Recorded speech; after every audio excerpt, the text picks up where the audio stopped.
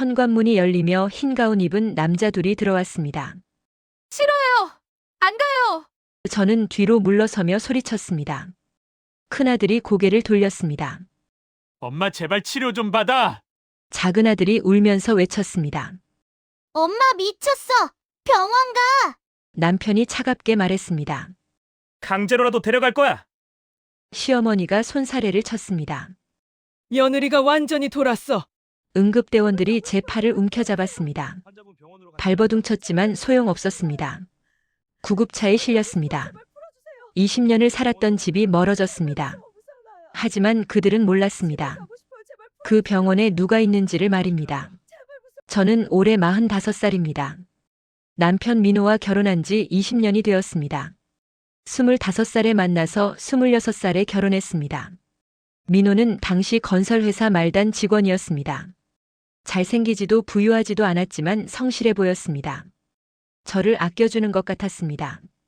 시댁은 서울에 작은 집을 가진 평범한 가정이었습니다. 시아버지는 중소건설회사 사장이셨습니다. 시어머니는 전업주부셨습니다. 시동생 민재는 민호보다 3살 아래였습니다. 대학생이었습니다. 처음 시댁에 인사 갔을 때를 기억합니다. 시어머니가 저를 위아래로 훑어보셨습니다. 입맛을 다시시며 고개를 끄덕이셨습니다. 시아버지는 무뚝뚝하게 고개만 끄덕이셨습니다. 시동생은 제게 관심도 없었습니다. 저는 준비한 선물을 드렸습니다. 시어머니가 받으시며 잠깐 들여다보시고는 한쪽에 치워두셨습니다. 결혼 후 첫 인연은 괜찮았습니다. 민호는 저를 잘 대해줬습니다. 퇴근하면 집에 일찍 왔습니다. 주말엔 함께 시간을 보냈습니다. 시댁 방문도 한 달에 한두 번 정도였습니다. 큰 문제는 없었습니다. 저는 나름 행복하다고 생각했습니다. 결혼 3년째에 아들을 낳았습니다. 준호였습니다. 시댁에서 무척 좋아하셨습니다. 시어머니가 손주를 안으며 환하게 웃으셨습니다. 제게 그렇게 웃어주신 적은 없었습니다. 시아버지도 흡족한 표정이었습니다. 저는 안도했습니다. 아들을 낳아서 다행이라고 생각했습니다. 큰아들 준호가 3살 때 둘째를 가졌습니다. 역시 아들이었습니다. 민우였습니다. 시댁에서 더욱 기뻐하셨습니다. 시어머니가 친척들한테 전화하시며 자랑하셨습니다. 저는 그저 고마웠습니다. 두 아들이 건강하게 자라주는 것만으로도 충분했습니다. 민호는 일에 열심이었습니다. 시아버지 회사에 들어가 밤낮 없이 일했습니다. 덕분에 빠르게 승진했습니다. 30대 중반에 이사가 됐습니다. 5년 전 시아버지가 은퇴하시면서 민호가 대표가 됐습니다. 회사 규모도 커졌습니다. 건물도 새로 지었습니다.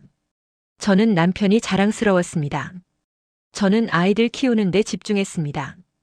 준호와 민호가 학교 가는 것부터 학원까지 챙겼습니다. 식사도 직접 만들었습니다. 빨래도 손수했습니다. 집안일을 도맡아 했습니다. 민호는 회사 일로 바빴고 저는 가정을 지켰습니다. 그게 제 역할이라고 생각했습니다. 시동생 민재도 형 회사에 들어왔습니다. 대학 졸업 후 바로 입사했습니다.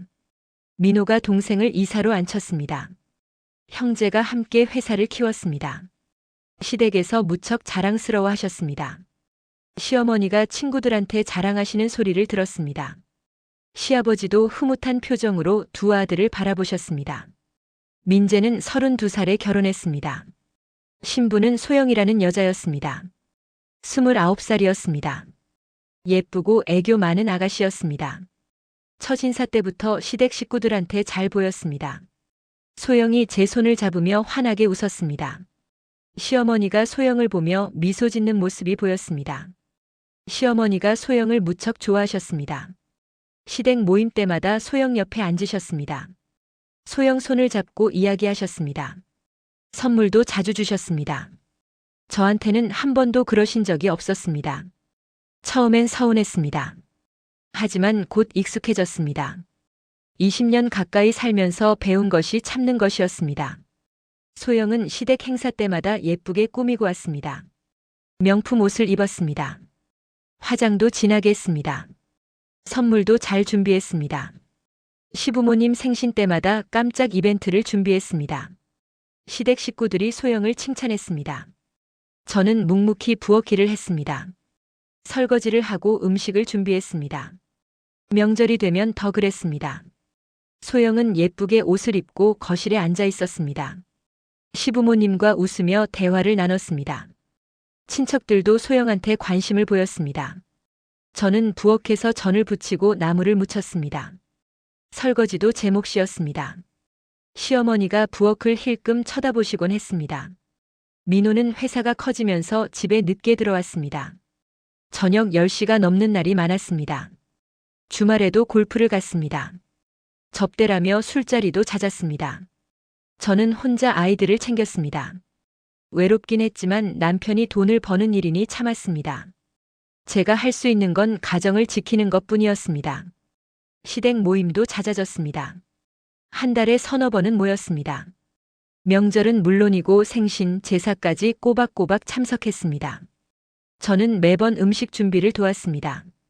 설거지도 책임졌습니다. 소영은 예쁘게 앉아서 시부모님과 대화만 했습니다. 가끔 저를 돕겠다고 부엌에 왔지만 시어머니가 말리셨습니다. 소영은 그냥 앉아 있으라는 손짓을 받았습니다. 저는 묵묵히 일했습니다. 20년 동안 제가 한 일들은 아무도 알아주지 않았습니다. 당연한 일처럼 여겨졌습니다. 가슴 한쪽이 답답했지만 내색하지 않았습니다. 작년부터 민호가 더 달라졌습니다. 집에 거의 안 들어왔습니다. 주말에도 약속이 있다며 나갔습니다. 저랑 대화도 줄었습니다. 물어봐도 피곤하다며 방으로 들어갔습니다. 아이들하고도 거리가 생겼습니다. 뭔가 이상했지만 구체적으로 말할 수 없었습니다. 저는 외로웠습니다. 20년을 함께 산 남편이 낯설게 느껴졌습니다. 가끔 물어봤습니다. 민호는 짧게 대답했습니다. 회사 일로 바쁘다고만 했습니다. 더 이상 묻지 못했습니다. 부부 사이가 원래 이런 건가 싶었습니다. 준호는 대학에 들어갔습니다. 민우는 고등학교 1학년이었습니다. 두 아들 모두 아빠를 닮아 말이 없었습니다. 저한테도 별로 이야기하지 않았습니다. 방에만 들어가 있었습니다. 사춘기라고 생각했습니다. 곧 지나갈 거라 믿었습니다. 그해 여름이었습니다. 모든 것이 무너지기 시작한 것은 말입니다. 저는 아무것도 모르고 있었습니다. 그날은 토요일이었습니다. 민호가 또 골프 약속이 있다며 나갔습니다. 아침 일찍 집을 나섰습니다. 저는 혼자 집안일을 했습니다. 빨래를 돌리고 청소를 했습니다. 점심때쯤 민호 서재를 청소하러 들어갔습니다. 책상 위가 어질러져 있었습니다. 서류들이 쌓여 있었습니다. 저는 정리하기 시작했습니다. 서류를 모으다가 민호 휴대폰이 눈에 띄었습니다. 평소엔 항상 들고 다니는데 두고 간 것이었습니다. 화면에 메시지 알림이 떠 있었습니다. 발신자는 소영이었습니다. 제 동서였습니다. 메시지 내용 일부가 잠금 화면에 보였습니다. 오빠 보고 싶어요 하는 문구였습니다. 심장이 철렁했습니다. 손이 떨렸습니다. 설마 하는 생각이 들었습니다. 휴대폰을 들었습니다. 비밀번호를 눌러봤습니다. 민호 생일이었습니다. 잠금이 풀렸습니다.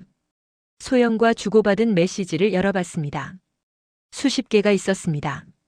스크롤을 내리며 읽기 시작했습니다. 눈물이 났습니다. 오빠 어제 너무 좋았어요 하는 메시지가 있었습니다. 민호가 답했습니다. 나도 행복했어. 다음엔 더 좋은 곳 가자 하고 적혀 있었습니다. 날짜를 확인했습니다. 사흘 전이었습니다. 민호가 회사 야근한다던 날이었습니다. 거짓말이었던 것입니다. 더 과거 메시지를 봤습니다. 석 달 전부터 이어져 왔습니다. 호텔에서 찍은 사진도 있었습니다. 두 사람이 침대에 누워 찍은 셀카였습니다. 민호가 소영을 안고 웃고 있었습니다. 저한테는 몇 년째 보여주지 않던 표정이었습니다. 메시지 내용은 더 끔찍했습니다.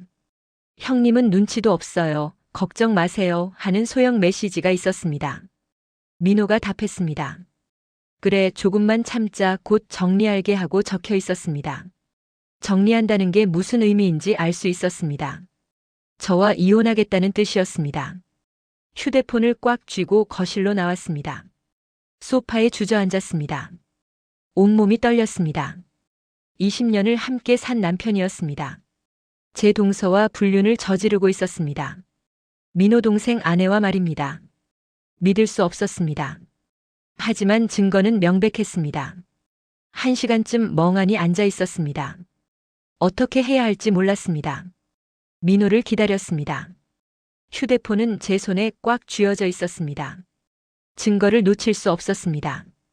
시간이 느리게 흘렀습니다. 분노와 슬픔이 교차했습니다. 저녁 6시쯤 민호가 돌아왔습니다.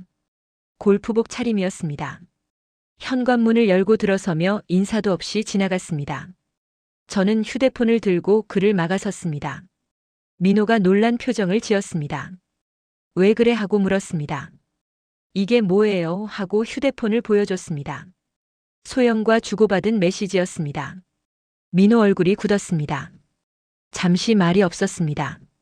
그러더니 한숨을 쉬었습니다. 내 폰 왜 봤어 하면서 되려 화를 냈습니다. 저는 목소리를 높였습니다. 당신이 두고 갔잖아요. 알림 떠서 봤어요. 하고 대답했습니다. 민호가 휴대폰을 빼앗으려 했습니다. 저는 뒤로 물러섰습니다. 소영이랑 얼마나 만난 거예요? 하고 떨리는 목소리로 물었습니다. 민호가 고개를 돌렸습니다. 대답을 피했습니다. 대답해요 하고 소리쳤습니다. 민호가 짜증 섞인 목소리로 말했습니다. 석 달쯤 됐어 하고 짧게 대답했습니다. 눈물이 쏟아졌습니다. 석 달 동안 저를 속였다는 것이었습니다. 왜요? 왜 그런 거예요? 하며 물었습니다. 민호가 소파에 앉았습니다. 한참을 말이 없었습니다. 그러더니 입을 열었습니다. 솔직히 말할게 하면서 시작했습니다. 너랑은 더 이상 못 살겠어 하는 말이 나왔습니다. 가슴이 찢어지는 것 같았습니다. 지겨워, 소영이는 달라 하는 말이 이어졌습니다. 당신 동생 아내예요 하고 말했습니다. 민호가 어깨를 으쓱했습니다. 그게 뭐 어때서 하면서 태연하게 말했습니다. 저는 믿을 수 없었습니다. 어떻게 그런 말을 할 수 있는지 이해할 수 없었습니다. 민재는 알아요 하고 물었습니다. 민호가 고개를 끄덕였습니다. 알지, 근데 뭐라 못해 하면서 비웃듯 말했습니다. 동생이 알면서도 가만히 있다는 말이었습니다. 어떻게 그럴 수 있냐고 물었습니다. 민호가 차갑게 대답했습니다. 동생이 누구 덕에 먹고 사는데 하는 말이 나왔습니다. 돈 때문에 동생이 참고 있다는 뜻이었습니다. 민호가 회사 이사 자리를 줬기 때문이라고 했습니다. 온몸에 소름이 돋았습니다. 시부모님은요 하고 떨리는 목소리로 물었습니다. 민호가 한숨을 쉬었습니다. 부모님도 아셔하는 대답이 돌아왔습니다. 시댁 식구들이 모두 알고 있었던 것입니다. 저만 모르고 있었습니다. 바보처럼 속고 있었던 것입니다. 20년을 함께 살았는데 저는 완전히 바깥 사람이었습니다. 가슴이 무너져 내렸습니다. 당장 끊어요. 소영이랑 그만 만나요 하고 애원했습니다. 민호가 고개를 저었습니다. 싫어. 나 소영이 좋아하면서 단호하게 말했습니다. 그럼 이혼해요 하고 소리쳤습니다. 민호가 일어서며 대답했습니다. 좋아. 그러자 하는 말이 나왔습니다. 너무 쉽게 동의했습니다. 이미 마음속으로 결정한 것 같았습니다. 아이들은 어떡하고요 하고 물었습니다. 민호가 냉정하게 말했습니다. 아이들은 내가 키울 거야 하면서 방으로 들어갔습니다. 문이 쾅 닫혔습니다. 저는 그 자리에 주저앉았습니다. 모든 게 무너지는 것 같았습니다. 20년 결혼 생활이 한순간에 무너졌습니다. 다음 날 아침이었습니다. 민호가 먼저 일어나 어디론가 전화를 했습니다. 시부모님한테 전화하는 것 같았습니다. 목소리가 들렸습니다. 어머니 좀 오세요. 수진이가 이상해요. 하는 말이 들렸습니다. 저는 부엌에서 그 소리를 들었습니다. 1시간 뒤 시부모님이 오셨습니다. 시어머니가 현관문을 열고 들어오시더니 저를 쳐다보셨습니다. 표정이 차갑게 굳어 있었습니다. 시아버지도 따라 들어오셨습니다. 민호가 거실로 안내했습니다. 저는 그들 앞에 섰습니다. 어제 민호한테 들었어 하면서 시어머니가 입을 여셨습니다. 소영이랑 민호 사이를 의심한다며 하시면서 고개를 저으셨습니다. 저는 증거를 보여드렸습니다. 민호 휴대폰에 있던 메시지를 캡처해뒀습니다. 제 휴대폰을 꺼내 보여드렸습니다. 시어머니가 화면을 보시더니 한숨을 쉬셨습니다. 이게 뭐가 문제야 하시면서 휴대폰을 밀어내셨습니다. 저는 믿을 수 없었습니다. 명백한 증거인데 문제 없다고 하셨습니다. 시아버지가 말씀하셨습니다. 며느리가 요즘 예민한가 봐 하시면서 민호를 쳐다보셨습니다. 예민한 게 아니에요. 남편이 동서랑 불륜이에요. 하고 소리쳤습니다. 시어머니가 손을 내저으셨습니다. 소영이가 그럴 리 없어. 착한 애인데 하시면서 고개를 저으셨습니다. 그럼 이 메시지는 뭐예요? 하며 다시 휴대폰을 들이밀었습니다. 시아버지가 일어서셨습니다. 며느리 내가 오해하는 거야 하시면서 단호하게 말씀하셨습니다. 민호가 옆에서 거들었습니다. 그래, 당신이 이상한 거야 하면서 저를 비난했습니다. 셋이서 저를 몰아붙였습니다. 숨이 막혔습니다. 그때 준호가 방에서 나왔습니다. 큰아들이었습니다. 무슨 일이에요? 하고 물었습니다. 민호가 아들한테 말했습니다. 엄마가 요즘 좀 이상해 하면서 고개를 저었습니다. 준호가 저를 쳐다봤습니다. 눈빛이 차가웠습니다. 엄마 괜찮아? 하고 물었습니다. 저는 아들한테 다가갔습니다. 준호야, 엄마는 괜찮아. 아빠가 이상한 거야 하고 말했습니다. 준호가 뒤로 물러섰습니다. 엄마 목소리 너무 커 하면서 겁먹은 표정을 지었습니다. 저는 당황했습니다. 민호도 방에서 나왔습니다. 작은 아들이었습니다. 형 옆에 섰습니다. 두 아들이 저를 이상하게 쳐다봤습니다. 민호가 아들들한테 말했습니다. 엄마가 요즘 스트레스 많이 받으셔 하면서 설명했습니다. 아빠가 돌봐드릴게 하고 덧붙였습니다. 시어머니가 손자들을 안았습니다. 우리 손주들 놀랐지 하시면서 달래셨습니다. 엄마가 좀 아프신가 봐 하시면서 저를 쳐다보셨습니다. 아이들이 고개를 끄덕였습니다. 저는 억울했습니다. 제가 잘못한 게 없는데 이상한 사람 취급을 받았습니다. 며칠이 지났습니다. 민호는 저를 완전히 무시했습니다. 말도 걸지 않았습니다. 밥상도 따로 받았습니다. 아이들도 저를 피했습니다. 방에서 나오지 않았습니다. 제가 다가가면 문을 잠갔습니다. 온 가족이 저를 따돌렸습니다. 시어머니는 매일 전화하셨습니다. 며느리 상태가 어때 하고 민호한테 물으셨습니다. 저는 옆에서 그 대화를 들었습니다. 민호가 대답했습니다. 계속 이상한 소리 해요. 망상이 심해진 것 같아요. 하는 말이 들렸습니다. 일주일쯤 지났을 때였습니다. 시댁 식구들이 모두 왔습니다. 시부모님과 민재, 그리고 소영까지 왔습니다. 저는 소영을 보자마자 화가 났습니다. 거실로 나갔습니다. 소영이 저를 보고도 태어냈습니다. 형님 안녕하세요 하면서 인사했습니다. 저는 소영한테 다가갔습니다. 뻔뻔하게 어떻게 여기 와 하고 소리쳤습니다. 소영이 놀란 척했습니다. 형님 왜 그러세요 하면서 뒤로 물러섰습니다. 민호가 제 팔을 잡았습니다. 당신 지금 뭐 하는 거야 하면서 저를 끌어냈습니다. 시어머니가 소영을 감싸 안았습니다. 괜찮아, 내 잘못 아니야 하시면서 달래셨습니다. 시아버지가 저를 쳐다보셨습니다. 며느리 정신 좀 차려 하시면서 호통치셨습니다. 민재는 아무 말도 하지 않았습니다. 고개만 숙이고 서 있었습니다. 저는 방으로 들어갔습니다. 문을 닫고 울었습니다. 아무도 제 편이 아니었습니다. 온 가족이 저를 미친 사람 취급했습니다. 증거가 있는데도 아무도 믿어주지 않았습니다. 저만 혼자였습니다. 2주가 지났습니다. 민호가 저를 병원에 데려가자고 했습니다. 정신과 상담을 받아보자고 했습니다. 저는 거절했습니다. 제가 왜 병원에 가야 하냐고 물었습니다. 민호가 화를 냈습니다. 당신이 이상하니까 가는 거야 하면서 소리쳤습니다. 시어머니도 전화하셨습니다. 며느리 병원 가봐야 해, 이러다 큰일 나 하시면서 걱정하는 척 하셨습니다. 하지만 목소리에는 짜증이 섞여 있었습니다. 저는 전화를 끊어버렸습니다. 더 이상 참을 수 없었습니다. 아이들도 변했습니다. 준호가 저를 쳐다보는 눈빛이 이상했습니다. 민우는 아예 저를 안 봤습니다. 학교 갔다 오면 바로 방으로 들어갔습니다. 저와 밥도 안 먹었습니다. 아빠가 사주는 배달 음식만 먹었습니다. 3주째 되던 날이었습니다. 민호가 의사를 데려왔습니다. 정신과 의사라고 소개했습니다. 50대 남자였습니다. 저와 상담하고 싶다고 했습니다. 저는 거절했습니다. 저는 정상이라고 소리쳤습니다. 의사가 민호와 이야기를 나눴습니다.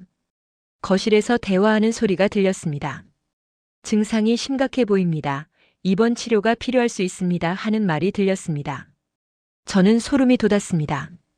저를 정신병원에 보내려는 것이었습니다.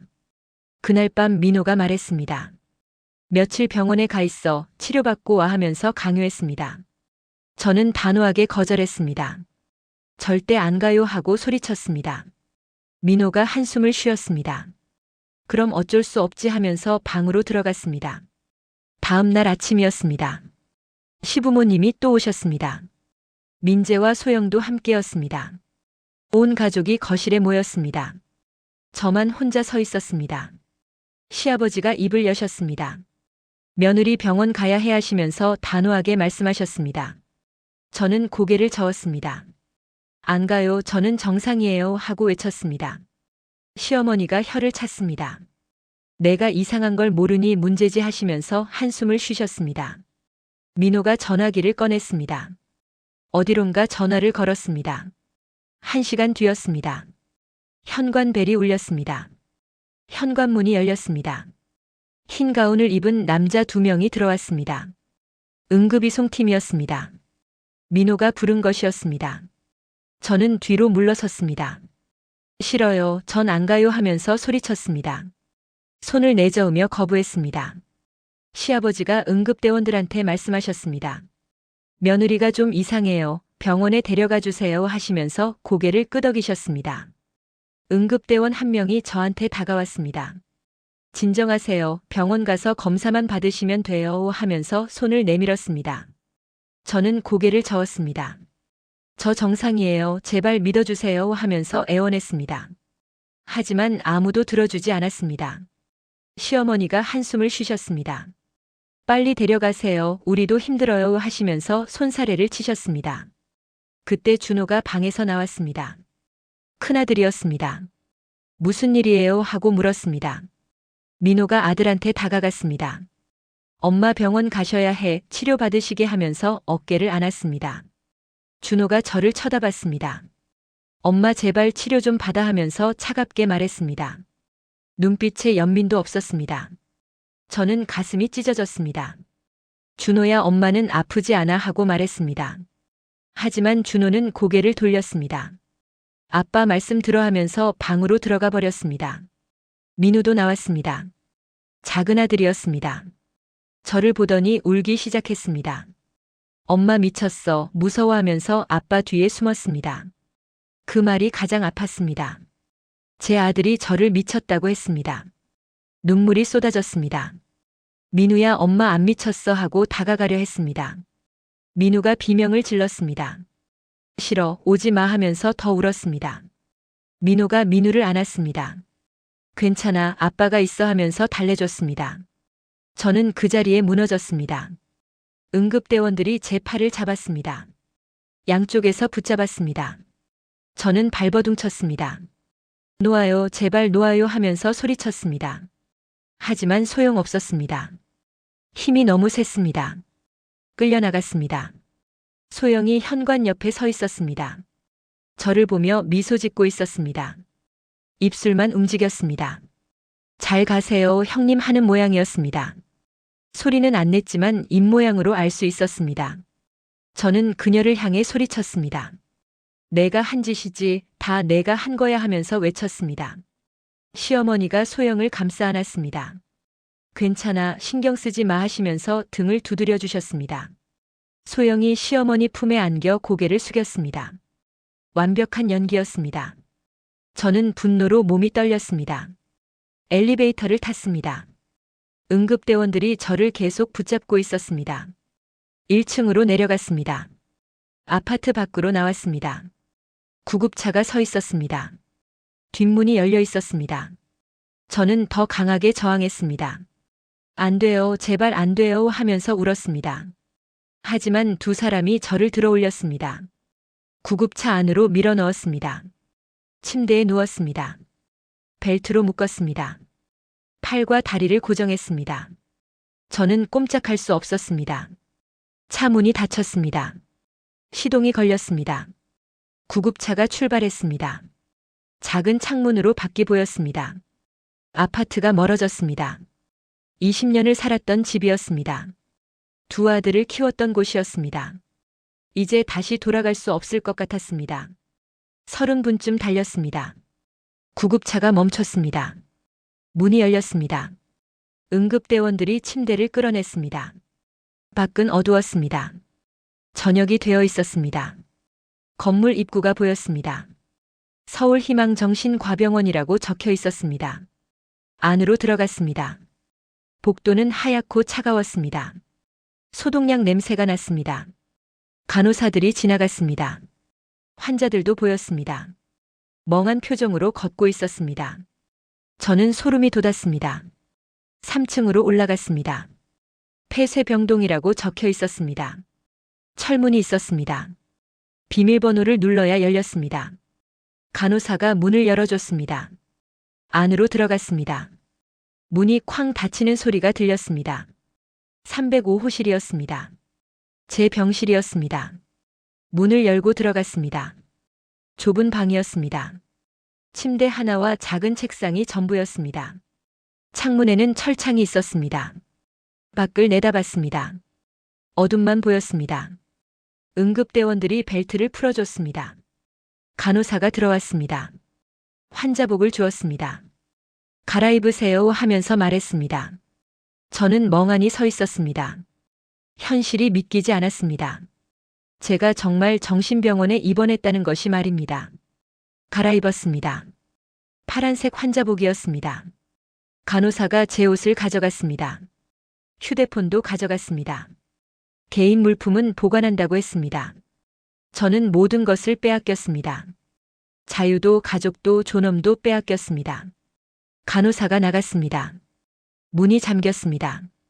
밖에서 잠그는 소리가 들렸습니다. 저는 혼자 남았습니다. 침대에 앉았습니다. 고개를 감싸 안고 울었습니다. 20년 결혼 생활이 이렇게 끝나는 것이었습니다. 밤이 깊어갔습니다. 복도에서 발소리가 들렸습니다. 누군가 비명을 지르는 소리도 들렸습니다. 저는 이불을 뒤집어 썼습니다. 귀를 막았습니다. 하지만 소리는 계속 들렸습니다. 잠을 이룰 수 없었습니다. 새벽이 되었습니다. 창문 밖이 조금씩 밝아졌습니다. 저는 밤새 한숨도 못 잤습니다. 모든 것이 악몽 같았습니다. 아직도 믿기지 않았습니다. 제가 정신병원에 강제로 입원당했다는 것이 말입니다. 아침 6시쯤 문이 열렸습니다. 간호사가 들어왔습니다. 약을 가져왔습니다. 드세요 하면서 내밀었습니다. 저는 고개를 저었습니다. 저는 아프지 않아요 하고 말했습니다. 간호사가 한숨을 쉬었습니다. 드셔야 해요. 의사 선생님 지시예요 하면서 강요했습니다. 저는 어쩔 수 없이 받았습니다. 약을 삼켰습니다. 물을 마셨습니다. 간호사가 입안을 확인했습니다. 제대로 삼켰는지 보는 것이었습니다. 그리고 나갔습니다. 오전 10시쯤이었습니다. 간호사가 다시 왔습니다. 원장님 회진 시간이에요 하면서 말했습니다.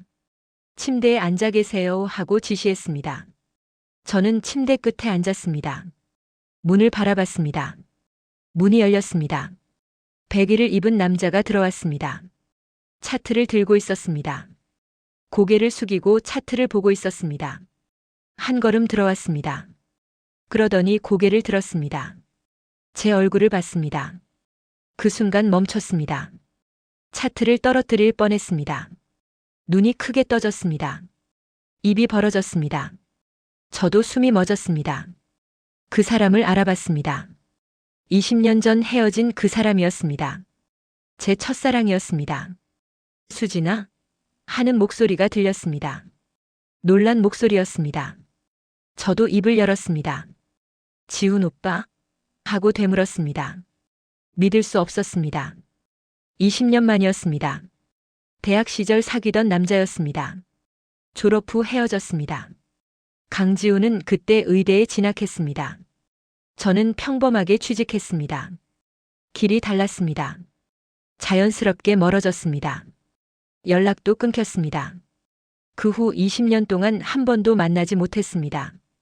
그런 그가 지금 제 앞에 서 있었습니다. 지훈이 차트를 내려놓았습니다. 한 걸음 다가왔습니다. 정말 수진이 맞아? 하면서 확인했습니다. 저는 고개를 끄덕였습니다. 네, 저예요. 하고 대답했습니다. 눈물이 났습니다. 반가움보다 수치심이 앞섰습니다. 지훈이 주위를 둘러봤습니다. 복도에 사람이 있는지 확인하는 것 같았습니다. 잠깐만 기다려 하면서 밖으로 나갔습니다. 간호사한테 뭐라고 말하는 소리가 들렸습니다. 잠시 후 돌아왔습니다. 문을 닫았습니다. 의자를 가져와 앉았습니다. 저와 마주봤습니다.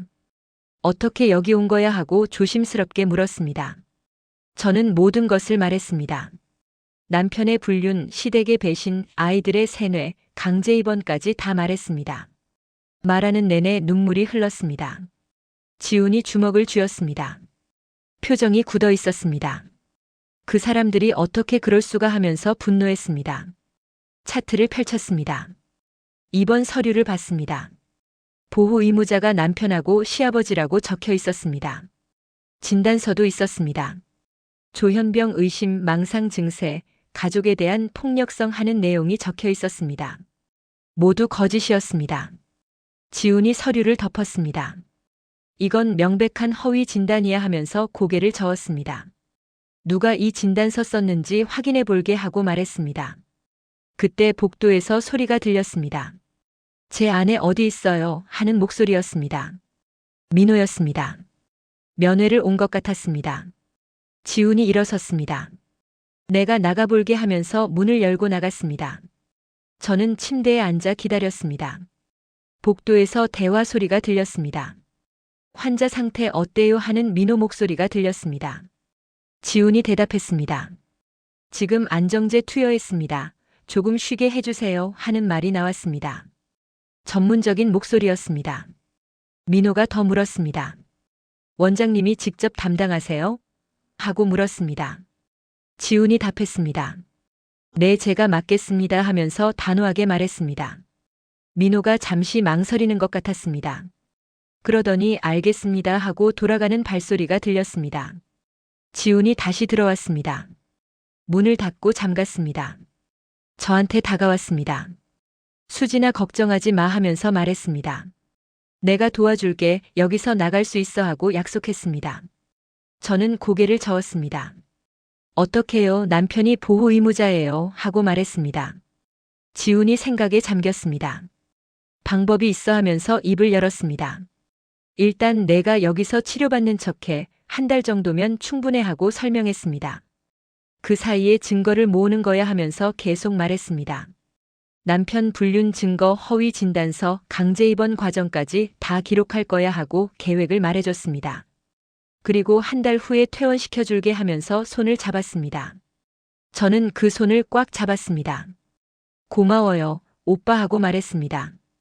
20년 만에 만난 첫사랑이었습니다. 제일 힘든 순간에 나타나줬습니다. 운명 같았습니다. 지훈이 미소 지었습니다. 이번엔 내가 널 지켜줄게 하면서 약속했습니다. 다음 날부터 계획이 시작됐습니다. 지훈은 매일 회진을 왔습니다. 제 상태를 기록했습니다. 정상이라고 차트에 적었습니다. 하지만 밖으로는 치료 중이라고 말했습니다. 민호가 전화하면 안정되고 있다고 대답했습니다. 사흘째 되던 날이었습니다. 지훈이 탐정을 고용했다고 말해줬습니다. 민호와 소영을 미행하고 있대 하면서 설명했습니다. 호텔 출입 기록, 같이 다니는 모습 다 찍고 있어 하고 덧붙였습니다. 증거가 쌓이고 있었습니다. 일주일이 지났습니다. 지훈이 진단서를 쓴 의사를 찾아냈다고 했습니다. 민호가 돈 주고 매수한 거래하면서 화를 냈습니다. 그 의사한테 연락했어. 진실 밝히라고 할 거야 하고 말했습니다. 협박이 아니라 설득이었습니다. 2주가 지났습니다. 저는 병원 생활에 적응했습니다. 다른 환자들과도 이야기를 나눴습니다. 대부분 가족한테 버림받은 사람들이었습니다. 저와 비슷한 처지였습니다. 서로 위로했습니다. 지훈은 매일 찾아왔습니다. 오전 회진 때 공식적으로 왔습니다. 저녁에는 개인적으로 찾아왔습니다. 함께 병원 정원을 걸었습니다. 이야기를 나눴습니다. 20년 동안 못한 이야기들을 했습니다. 왜 헤어졌을까 하고 지훈이 물었습니다. 저는 솔직하게 대답했습니다. 오빠는 의사 될 사람이었고 저는 평범했어요 하고 말했습니다. 어울리지 않는다고 생각했어요 하고 덧붙였습니다. 지훈이 고개를 저었습니다. 난 그렇게 생각 안 했어 하면서 말했습니다. 내가 떠나서 정말 슬펐어 하고 고백했습니다. 그 후로 결혼도 안 했대 하면서 웃었습니다. 저는 놀랐습니다. 왜요 하고 물었습니다. 지훈이 저를 쳐다봤습니다. 너 같은 사람을 못 만났거든 하면서 대답했습니다. 얼굴이 뜨거워졌습니다. 지훈도 붉어졌습니다. 둘 다 잠시 말이 없었습니다. 어색한 침묵이 흘렀습니다. 그러다 동시에 웃었습니다. 3주가 지났습니다. 지훈이 모든 준비가 끝났다고 했습니다. 증거가 충분히 모였어 하면서 서류 뭉치를 보여줬습니다. 불륜 사진, 호텔 영수증, 허위 진단서, 강제 입원 녹취록까지 다 있었습니다. 완벽했습니다. 변호사도 선임했어 하면서 명함을 줬습니다. 대형 로펌 변호사였습니다. 이혼 전문가래 하고 설명했습니다. 위자료랑 재산 분할, 아이들 양육권까지 다 맡길 거야 하면서 계획을 말해줬습니다. 저는 감사했습니다. 일주일 후 퇴원할 거야 하고 지훈이 말했습니다. 그때 남편 앞에서 다 밝힐 거야 하면서 웃었습니다. 표정이 단호했습니다. 복수할 준비가 된 것이었습니다. 저도 준비됐습니다. 더 이상 당하고만 있지 않을 것이었습니다. 4주가 지났습니다. 지훈이 퇴원 날짜를 잡았다고 말했습니다. 이틀 후에요 하면서 알려줬습니다. 남편한테 연락해서 면회 오라고 할 거야 하고 설명했습니다. 그때 다 밝힐 거라고 했습니다. 저는 긴장됐습니다. 퇴원 전날이었습니다. 지훈이 저녁에 찾아왔습니다. 내일 준비됐어? 하고 물었습니다. 저는 고개를 끄덕였습니다. 네, 준비됐어요 하고 대답했습니다. 지훈이 제 손을 잡았습니다. 걱정하지 마, 내가 옆에 있을게 하면서 위로했습니다. 다음 날 오전이었습니다. 민호한테 전화가 갔습니다. 원장이 직접 전화했습니다. 오늘 퇴원 가능합니다. 오후 2시까지 오세요 하는 내용이었습니다. 민호가 알겠다고 대답했다고 했습니다. 시댁 식구들도 같이 온대 하면서 지훈이 말해줬습니다. 오후 1시쯤이었습니다. 저는 환자복을 벗었습니다. 제 옷으로 갈아입었습니다. 한 달 만이었습니다. 거울을 봤습니다. 조금 야위었지만 눈빛은 살아있었습니다. 더 이상 무너지지 않을 것이었습니다. 2시가 됐습니다. 면회실로 내려갔습니다. 지훈이 함께 갔습니다. 복도를 걸었습니다. 면회실 문을 열었습니다. 민호가 앉아 있었습니다. 시부모님도 계셨습니다. 민재와 소영도 왔습니다. 온 가족이 다 온 것이었습니다. 민호가 저를 봤습니다. 얼굴에 미소가 없었습니다. 좀 나아졌어? 하고 건성으로 물었습니다. 저는 대답하지 않았습니다. 그냥 의자에 앉았습니다. 지훈이 제 옆에 섰습니다. 민호가 지훈을 쳐다봤습니다. 원장님, 제 아내 상태가 어떻습니까? 하고 물었습니다. 지훈이 차트를 펼쳤습니다. 환자분은 완전히 정상입니다 하면서 단호하게 말했습니다. 민호가 당황했습니다. 네? 정상이라고요? 하면서 되물었습니다. 지훈이 고개를 끄덕였습니다. 네, 정상입니다. 애초에 입원할 필요가 없었습니다 하고 설명했습니다. 진단서는 허위였고 강제 입원은 불법이었습니다 하면서 서류를 내밀었습니다. 민호 얼굴이 굳었습니다. 시아버지가 일어섰습니다. 무슨 소리요? 며느리가 분명 이상했는데 하시면서 항의했습니다. 지훈이 차갑게 대답했습니다. 이상한 건 당신네 가족입니다 하면서 시아버지를 쳐다봤습니다. 시어머니가 놀란 표정을 지었습니다. 저는 입을 열었습니다. 여러분이 저를 미친 사람으로 만들었어요 하고 말했습니다. 남편 불륜을 덮으려고 저를 정신병원에 가뒀어요 하면서 목소리를 높였습니다. 소영이 고개를 숙였습니다. 민재는 땀을 흘렸습니다. 민호가 황급히 말했습니다. 당신 무슨 소리 하는 거야 하면서 당황했습니다. 원장님, 이 사람 아직도 망상이 있나 봅니다 하면서 지훈한테 말했습니다. 지훈이 서류 뭉치를 꺼냈습니다. 테이블 위에 놓았습니다. 이게 망상인가요 하면서 사진을 펼쳤습니다. 민호와 소영이 호텔에서 나오는 사진이었습니다. 손을 잡고 걷는 사진도 있었습니다. 키스하는 사진도 있었습니다. 모두 최근 한 달 사이에 찍힌 것들이었습니다. 시어머니가 사진을 보셨습니다. 손으로 입을 막으셨습니다. 민호야, 이게 뭐니 하시면서 떨리는 목소리로 물으셨습니다. 민호가 대답하지 못했습니다. 얼굴이 새하얗게 질렸습니다. 소영은 고개를 더 숙였습니다. 민재가 일어섰습니다. 형님, 이게 정말이에요 하면서 물었습니다. 목소리가 떨렸습니다. 민호가 동생을 쳐다봤습니다. 너 알고 있었잖아 하면서 되려 따졌습니다. 민재가 주저앉았습니다. 시아버지가 민호를 노려봤습니다. 지훈이 계속 서류를 꺼냈습니다. 호텔 영수증이었습니다. 민호 명의 카드로 결제된 것들이었습니다. 날짜도 다 적혀 있었습니다. 시어머니가 서류를 보시더니 울기 시작했습니다. 우리 아들이 어떻게 하시면서 오열했습니다. 그리고 또 다른 서류가 나왔습니다. 허위 진단서를 작성한 의사 진술서였습니다. 민호한테 돈을 받고 거짓 진단서를 썼다는 내용이었습니다. 500만 원을 받았다고 적혀 있었습니다. 민호가 말문이 막혔습니다. 저는 계속 말했습니다. 남편은 동서와 불륜을 저질렀어요 하면서 소영을 가리켰습니다. 시댁 식구들은 다 알고 있었어요 하면서 시부모님을 쳐다봤습니다. 저를 정신병자로 만들어서 입을 막으려 했어요 하고 외쳤습니다. 시아버지가 주저앉으셨습니다. 의자에 털썩 앉으셨습니다.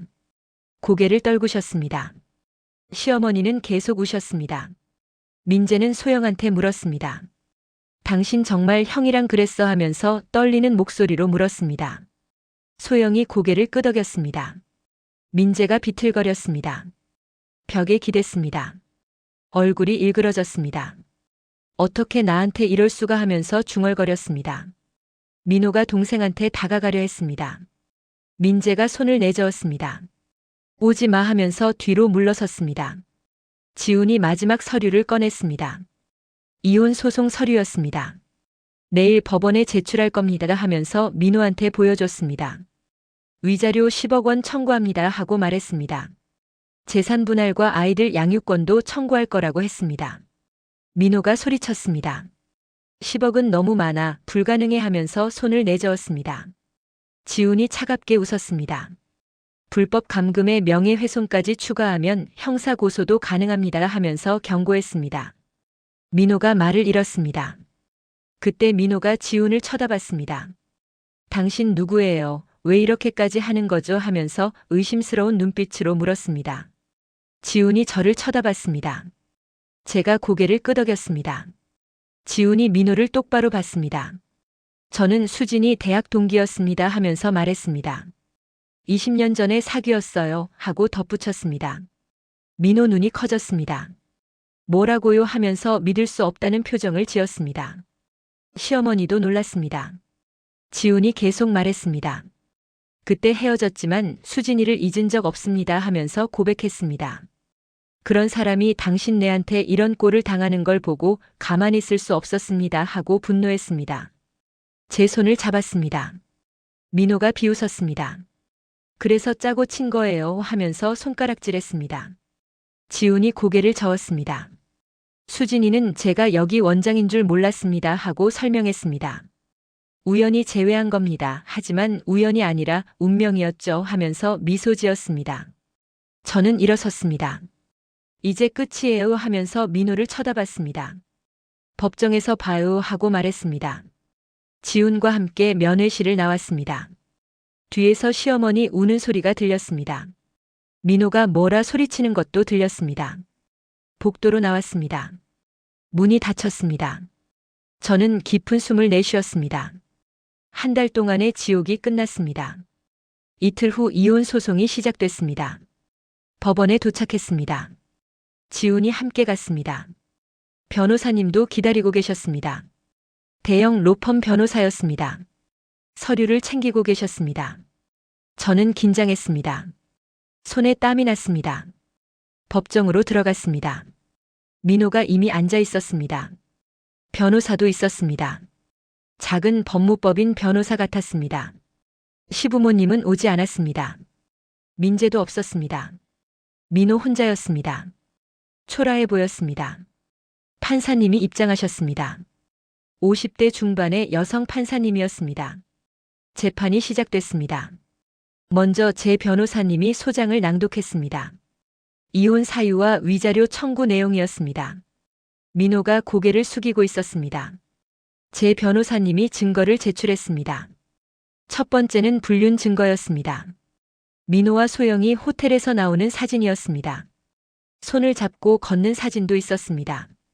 키스하는 사진도 있었습니다.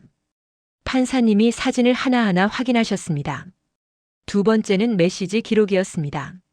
민호 휴대폰에서 캡처한 것들이었습니다. 소영과 주고받은 내용이었습니다. 오빠 보고 싶어요. 형님은 눈치도 없어요. 하는 문구들이 있었습니다. 판사님이 눈살을 찌푸리셨습니다. 세 번째는 호텔 영수증이었습니다. 민호 카드로 결제된 것들이었습니다. 날짜와 금액이 다 적혀 있었습니다. 석 달 동안 10여 번 호텔을 이용했습니다. 증거는 명백했습니다. 민호가 불륜을 저질렀다는 것이 확실했습니다. 네 번째는 허위 진단서였습니다. 제가 정신병이라고 쓴 진단서였습니다. 그리고 그 의사의 진술서도 함께 제출됐습니다. 민호한테 500만 원을 받고 거짓으로 작성했다는 내용이었습니다. 판사님 표정이 굳어졌습니다. 다섯 번째는 강제 입원 녹취록이었습니다. 응급대원들이 저를 끌고 가는 과정이었습니다. 제가 싫다고 소리치는 것도 녹음돼 있었습니다. 아이들이 엄마 미쳤다고 외치는 소리도 들렸습니다. 법정이 조용해졌습니다. 판사님이 민호를 쳐다보셨습니다. 피고는 이 증거들에 대해 어떻게 생각하십니까? 하고 물으셨습니다. 민호가 일어섰습니다. 불륜은 인정합니다 하면서 고개를 숙였습니다. 하지만 강제 입원은 아내를 위한 것이었습니다 하고 변명했습니다. 제 변호사님이 반박했습니다. 원고는 정상이었습니다 하면서 서류를 제출했습니다. 서울희망정신과병원 원장 소견서였습니다. 환자는 완전히 정상이며 입원 필요성이 없었다는 내용이었습니다. 지훈이 직접 작성한 것이었습니다. 판사님이 서류를 검토하셨습니다. 그럼 피고는 정상인 배우자를 강제로 정신병원에 입원시킨 겁니까? 하고 따졌습니다. 민호가 말문이 막혔습니다. 변호사가 나섰습니다. 당시엔 정말 그렇게 보였습니다 하면서 둘러댔습니다. 판사님이 손을 드셨습니다. 충분합니다 하면서 재판을 정리하셨습니다. 잠시 정회하겠습니다 하시고 퇴정하셨습니다. 30분 후 다시 오시겠다고 했습니다. 저는 복도로 나왔습니다. 지훈이 옆에 있었습니다. 괜찮아 하면서 지훈이 어깨를 두드렸습니다. 증거가 완벽해, 이길 수 있어 하고 위로했습니다. 저는 고개를 끄덕였습니다. 하지만 마음 한편이 불안했습니다. 정말 끝날 수 있을까 하는 생각이 들었습니다. 30분이 지났습니다. 다시 법정으로 들어갔습니다.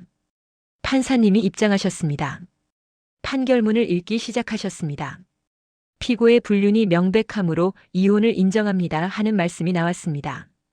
저는 안도의 한숨을 쉬었습니다. 위자료는 10억 원으로 결정합니다 하면서 계속 읽으셨습니다. 민호가 불륜을 저질렀고 배우자를 불법 감금했으므로 고액의 위자료가 타당합니다 하고 설명하셨습니다. 민호 얼굴이 하얗게 질렸습니다. 재산 분할은 6대 4로 원고에게 유리하게 합니다 하는 판결도 나왔습니다. 혼인 기간 20년과 원고의 기여도를 고려했다고 하셨습니다. 민호 회사 지분도 포함됐습니다. 민호가 고개를 떨궜습니다. 양육권은 원고에게 부여합니다 하면서 마지막 판결이 나왔습니다. 피고가 자녀들을 세뇌하고 모친을 정신병자로 만들려 한 점을 고려했습니다 하고 이유를 말씀하셨습니다. 면접교섭권은 한 달에 한 번으로 제한합니다 하셨습니다. 망치를 두드리셨습니다. 재판이 끝났습니다. 저는 눈물이 났습니다. 드디어 끝났습니다. 20년 결혼 생활이 완전히 끝났습니다. 하지만 동시에 새로운 시작이었습니다. 제 인생을 되찾은 것이었습니다. 법정을 나왔습니다. 민호가 복도에서 저를 불렀습니다. 수진아 잠깐만 하면서 다가왔습니다. 저는 멈춰 섰습니다. 지훈이 옆에서 경계했습니다. 민호가 말했습니다. 미안해 하는 말이 나왔습니다. 너무 늦었어요 하고 대답했습니다. 20년 동안 저를 무시하고 배신했잖아요 하면서 고개를 저었습니다. 아이들한테도 끔찍한 짓을 했어요 하고 덧붙였습니다. 민호가 말문이 막혔습니다. 지훈과 함께 법원을 나왔습니다. 밖은 맑았습니다. 햇살이 따뜻했습니다. 새로운 시작 같았습니다. 지훈이 물었습니다. 이제 어떻게 할 거야 하면서 조심스럽게 물었습니다. 저는 미소 지었습니다. 아이들부터 만나야죠 하고 대답했습니다. 진실을 알려줘야 해요 하면서 고개를 끄덕였습니다. 준호와 민우가 엄마를 오해하고 있었습니다. 바로 잡아야 했습니다. 아이들을 되찾아야 했습니다. 지훈이 함께 가줄까 하고 제안했습니다. 저는 고개를 저었습니다. 혼자 가볼게요 하면서 거절했습니다. 엄마로서 해야 할 일이었습니다. 지훈이 이해한다며 고개를 끄덕였습니다. 대신 전화해 하면서 당부했습니다. 2년이 지났습니다. 저는 지금 47살입니다. 아이들과 함께 새 아파트에서 살고 있습니다. 넓고 밝은 곳입니다. 햇살이 잘 드는 거실이 마음에 듭니다. 20년 만에 찾은 평화였습니다. 준호는 대학교 3학년이 됐습니다. 이제 20살입니다. 처음엔 저를 받아들이기 힘들어했습니다. 법원 판결문을 보여줬습니다. 아빠가 한 일들을 다 설명했습니다. 준호가 울었습니다. 엄마 미안해 하면서 안겼습니다. 민우는 고등학교 3학년입니다. 17살이 됐습니다. 형보다 빨리 이해했습니다. 엄마 진짜 미쳤던 게 아니었구나 하면서 놀랐습니다. 아빠한테 속았다는 걸 알고 분노했습니다. 한동안 아빠를 안 만났습니다. 지금은 한 달에 한 번씩 아빠를 만납니다. 법원 명령이었습니다. 하지만 아이들은 편하게 대하지 않습니다. 민호가 안타까워하지만 어쩔 수 없습니다. 자기가 한 일의 대가였습니다. 민호는 회사를 정리했습니다. 재산 분할로 지분 대부분을 잃었습니다. 위자료 10억 원도 다 지급했습니다. 지금은 작은 사무실을 운영한다고 들었습니다. 예전 같지 않습니다. 소영과도 헤어졌다고 합니다. 소영은 민재와 이혼했습니다. 위자료도 받지 못했습니다. 잘못이 명백했기 때문입니다. 어디 가서 뭘 하는지 모릅니다. 관심도 없습니다. 민재는 다른 회사로 이직했습니다. 형과 연락을 끊었다고 합니다. 시부모님은 요양원에 계십니다. 민호가 모시지 못하게 됐습니다. 경제적 여유가 없어졌기 때문입니다. 가끔 아이들이 찾아뵙습니다. 시어머니가 저한테 용서를 빌었다고 합니다. 저는 아직 만나지 않았습니다. 저는 작은 카페를 열었습니다. 10억 원 중 일부로 창업했습니다. 동네 한적한 곳에 있습니다. 단골 손님들이 생겼습니다. 커피 내리는 일이 좋습니다. 평화롭습니다. 20년 만에 찾은 제 일이었습니다. 지우는 여전히 병원 원장입니다. 일주일에 3번은 만납니다. 저녁을 함께 먹습니다. 영화도 보러 갑니다. 천천히 가까워지고 있습니다. 서두르지 않습니다. 20년을 기다렸는데 조금 더 기다릴 수 있습니다. 어제 지훈이 물었습니다. 우리 다시 시작해볼까 하면서 조심스럽게 말했습니다. 저는 웃었습니다. 아직은 좀 더 시간이 필요해요 하고 대답했습니다. 지훈이 이해한다며 고개를 끄덕였습니다. 기다릴게 하면서 손을 잡았습니다. 아이들도 지훈을 좋아합니다. 준호가 말했습니다. 엄마 그 원장님 괜찮은 것 같아 하면서 웃었습니다. 민우도 동의했습니다. 엄마한테 잘해주시더라 하면서 고개를 끄덕였습니다. 아이들의 허락 같았습니다. 오늘 아침 거울을 봤습니다. 2년 전보다 훨씬 밝은 얼굴이었습니다. 주름이 조금 더 생겼지만 눈빛은 살아있었습니다. 웃는 얼굴이 자연스러웠습니다. 20년 동안 잃어버렸던 제 모습이었습니다. 카페 문을 열었습니다. 첫 손님이 들어왔습니다. 미소 지으며 인사했습니다. 어서 오세요 하고 말했습니다. 커피를 내렸습니다. 향기가 퍼졌습니다. 평범하지만 행복한 하루였습니다. 저녁에 지훈한테 문자가 왔습니다. 오늘 저녁 시간 돼 하는 내용이었습니다. 저는 웃으며 답장했습니다. 네, 괜찮아요 하고 보냈습니다. 설레는 마음이 들었습니다. 새로운 시작이 기다리고 있었습니다. 남편이 동서와 불륜을 저질렀습니다. 시댁 식구들은 저를 정신병자로 만들어 강제로 병원에 입원시켰습니다. 아이들까지 세뇌당해 엄마가 미쳤다고 믿었습니다. 하지만 그들은 몰랐습니다. 그 병원 원장이 제 20년 전 첫사랑이라는 것을 말입니다. 한 달 동안 완벽하게 증거를 모았습니다. 불륜 사진, 허위 진단서, 강제 입원 녹취록까지 다 확보했습니다. 법정에서 이겼습니다. 위자료 10억 원을 받았고 아이들 양육권도 찾았습니다. 2년이 지난 지금 카페를 운영하며 아이들과 행복하게 살고 있습니다. 첫사랑과도 천천히 다시 시작하고 있습니다. 아무리 힘들어도 진실은 반드시 밝혀진다는 것을 배웠습니다.